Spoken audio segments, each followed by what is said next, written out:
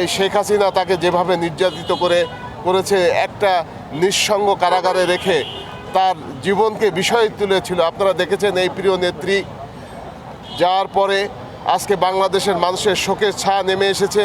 তার জীবদ্দশায় শহীদ প্রেসিডেন্ট জিয়াউর রহমান যখন মারা গিয়েছিলেন, তিনি দেশের মানুষের টানেই গৃহিণী থেকে রাজপথে চলে এসেছিলেন এবং 8টি বছর আন্দোলন সংগ্রামের মাধ্যমে বাংলাদেশের সংসদীয় গণতন্ত্র এনে দিয়েছিলেন।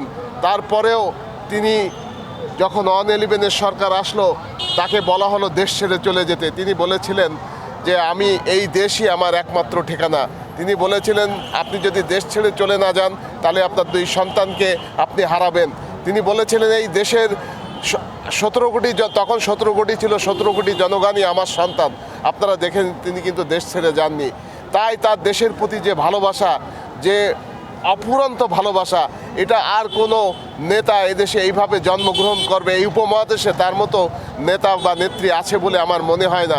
কারণ আপনি জানেন যে এই দেশনেত্রী বেগম খালেদা জিয়া যখন এই একাত্তরের সরকার এসেছিল, তাকে নানাভাবে নির্যাতিত করেছিল এবং বলেছিল আপনি যদি বিদেশে না যান আপনার এই 2 সন্তানকে হত্যা করা হবে। তিনি কিন্তু যাননি। সেদিন আমরা কি দেখেছিলাম, আরাফাত রহমান কোকুকে মৃত্যুবরণ করতে হয়েছিল নির্যাতনের মাধ্যমে। তিনি দেশকে কতটা ভালোবাসেন তার মাধ্যমে আমরা তার প্রমাণ পাই। আজকে তিনি ইন্তেকাল করেছেন, মৃত্যুবরণ করেছেন। আমরা সবাই শোকাহত, সমগ্র জাতি শোকাহত। আশা করি এই শোককে এই জাতি শক্তিতে রূপান্তরিত করবে।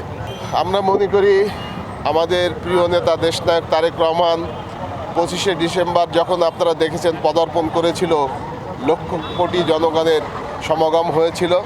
উনি আসার পরপরই বাংলাদেশে যে নির্বাচনের অনিশ্চয়তা ছিল সেটা কেটে গিয়েছিল এবং বাংলাদেশে যে ষড়যন্ত্র হচ্ছিল সেই ষড়যন্ত্র আপনারা দেখেছেন অনেকটা থেমে গেছে এবং গতকাল সবাই মনোনয়ন জমা দিয়েছে এবং মনোনয়নপত্র জমা দেওয়া শেষ হয়েছে। আমি মনে করি এই প্রিয় নেতা দেশনায়ক তারেক রহমান তার মার মতেই এই দেশের হাল ধরবেন এবং আগামী দিনে 12ই ফেব্রুয়ারি যে নির্বাচন, এই নির্বাচন সুন্দরভাবে অনুষ্ঠিত হবে এবং বাংলাদেশের মানুষ আবারও গণতন্ত্র ফিরে পাবে।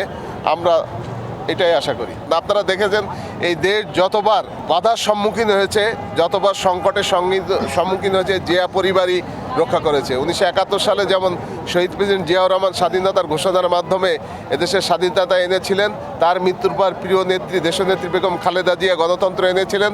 আমরা বিশ্বাস করি তারই উত্তরসূরি দেশনায়ক তারেক রহমান তাদের পথে হেঁটে দেশকে আবারও রক্ষা করবেন এবং গণতন্ত্রের পথে এই 12ই ফেব্রুয়ারি নির্বাচনের মাধ্যমে দেশে গণতন্ত্র ফিরিয়ে আনবেন।